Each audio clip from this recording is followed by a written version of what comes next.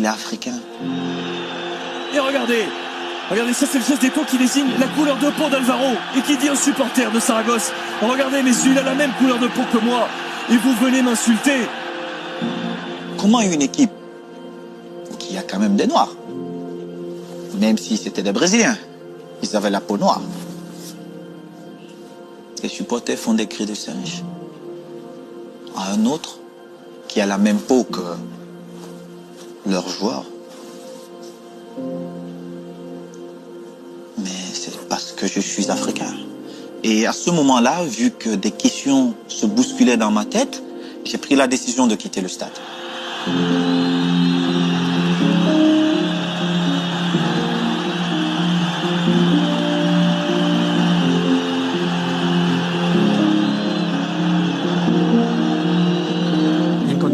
Dans des circonstances normales, le règlement dit que si un joueur décide de quitter le terrain de son plein gré, je dois l'expulser. Mais si c'est parce qu'il se sent mal face à un acte raciste, je me dois de le protéger. S'il s'en va, je me dois de partir avec lui. La Ligue de football professionnel espagnole, la Fédération espagnole de football et le syndicat des footballeurs espagnols avaient lancé un protocole quelques mois plus tôt, au printemps 2005. Donc j'essayais de convaincre Eto'o de me laisser appliquer le protocole. Je lui disais, on va arrêter le match, prévenir le public par haut-parleur qu'il faut que ces chants s'arrêtent. Et si tout se calme, alors nous pourrons continuer le match. Il aurait dû sortir, il aurait dû être suivi par les joueurs. Mais il faut beaucoup de courage. C'est de la solidarité. C'est pas du courage, c'est de la solidarité. À partir du moment où le mec il sort et que les autres joueurs ils disent moi je sors avec lui, mais que tu sois noir ou blanc, tu dis non, moi je sors parce que je suis contre ce que j'entends, et que tous les joueurs sortent, bah, je te garantis qu'on ne sera pas là aujourd'hui. Le grand frère Patrick a peut-être raison.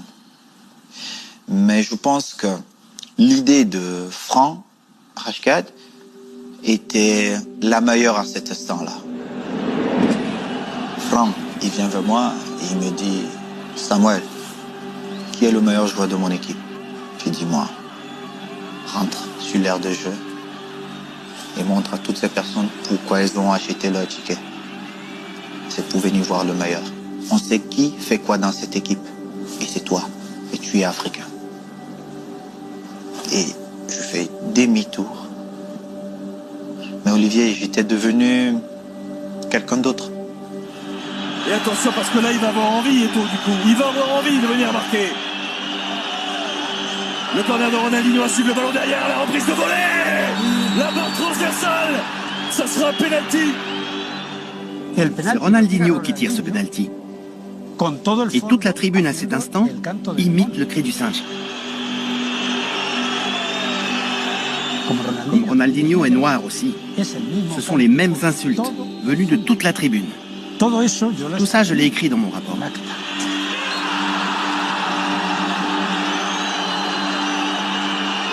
Quand tu vois que les cris de singe, tout ce qui se passe dans les stades, il n'y a aucune sanction.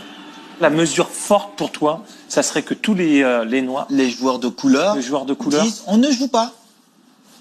Tu penses que ça serait efficace? Quoi? Beaucoup de gens vont perdre l'argent. Et quand tu touches déjà la poche de quelqu'un, je vais te dire, il va trouver des solutions. En premier, les télés.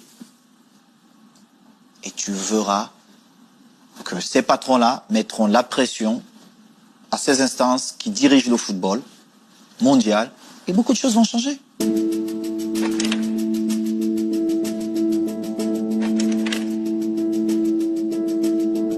Pourquoi, à l'époque, après le match, tu sensibilises pas tout le monde?